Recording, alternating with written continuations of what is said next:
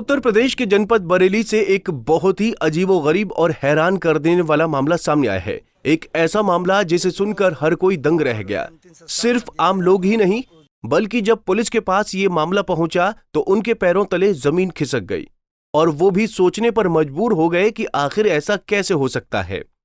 दरअसल मामला प्रदेश के जनपद बरेली का है, जहां एसएसपी ऑफिस में एक व्यक्ति लाठी लेकर पहुंचता है और एसएसपी से कहता है कि साहब मैं जिंदा हूं, लेकिन मेरे भाई ने जमीन के लालच में कागजों में मुझे मार डाला और अब कोई सरकारी महकमा मेरी बात सुनने को तैयार नहीं है। सरकारी महकमे की नजर में मैं एक भूत हूं। वहीं एसएसपी ने उस व्यक्ति की पूरी बात सुनने के बाद मामले में सीओ को जांच कर कार्रवाई के आदेश दिए हैं। आखिर क्या है पूरा मामला और क्यों लोग उस व्यक्ति को भूत समझ रहे हैं, ये हम आपको बताएंगे, लेकिन उससे पहले पीड़ित की बातों को सुनिए। गाँव वाले जब मैं गया गांव में तो गांव वाले सब आ गए। अच्छा। हाँ, तो लोगों ने कहा तो जी बताएं कहाँ पर आ गए, जैसे हो गया तुम्हारा तो मटर सब हो गया, मतलब अंतिम संस्कार वगैरह सब कुछ हो गया। सब हो गया और आप जिंदा हो जी। तो वही तो कहना चाह रहा है कि आप एसएसपी ऑफिस पे आए हैं। आप इनके भैया के बारे में क्या कहना चाहते हैं? इनके भैया भाई इन्होंने हमारे साथ में इलाज किया, हमारा टांग टूटा तो इन्होंने सब हमारा सेवा किया। जो भी आपका ट्रीटमेंट था, जो आपका फ्रैक्चर हुआ पैर वैर, वो उसका ट्रीटमेंट सारा भैया ने किया। और उन्हीं के ऊपर आरोप लगाया जा रहा था। हाँ, इन्हों पर लगाया, नरेंद्र पाल पे लगाया। अच्छा, किन लोगों ने आरोप इनके ऊपर लगाया था? चंपतराव, ये वो ऋषि। बता दें कि जनपद बदायूं के थाना दातागंज के गांव गुलरिया निवासी दिव्यांग मनोहर बीते दिनों एसएसपी ऑफिस पहुंचे, जहां पहुंचकर उन्होंने अपने भाई पर आरोप लगाते हुए कहा कि उसका एक भाई गांव के कुछ लोगों से मिलकर उसकी संपत्ति हड़पना चाहता है। आरोपियों ने पहले भी उनकी जमीन पर कब्जे का प्रयास किया था, जिसको लेकर पिछले साल 30 नवंबर को थाना दातागंज में उसने शिकायत दी थी, लेकिन कार्रवाई न होने के कारण उसे अपना घर छोड़ना पड़ा और वो थाना दातागंज के ग्राम नेता में स्थित एक मढ़ी पर रहने लगा।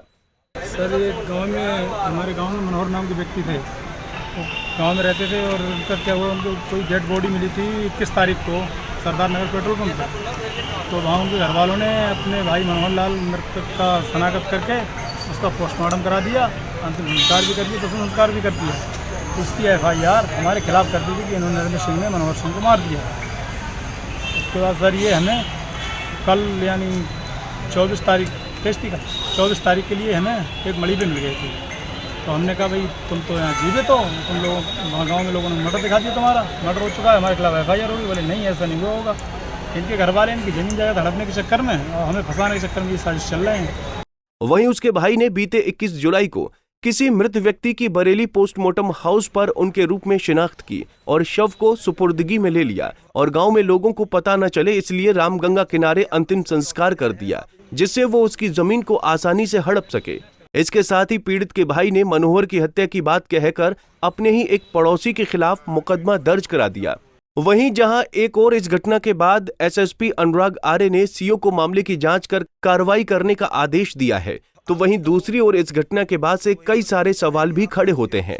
पहला सवाल कि क्या इतना घोर कलयुग आ गया है कि लोग जमीन के लालच में ऐसे भी काम कर सकते हैं।